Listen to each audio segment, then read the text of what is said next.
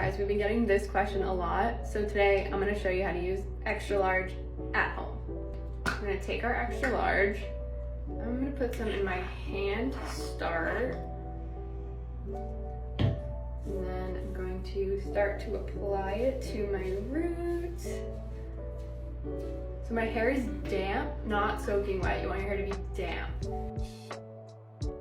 So now I'm just going in and dispensing 2 to 3 pumps worth of foam into my hands or directly to my scalp and pulling it through each section of my hair from top to ends.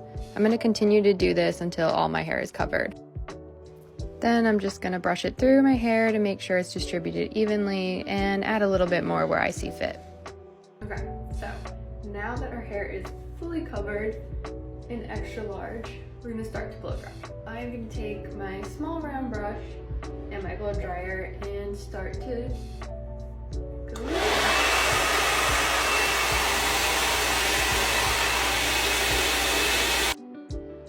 Now you can choose to let this product air dry in your hair, but I prefer to blow dry it so that I can get a little bit more style out of it.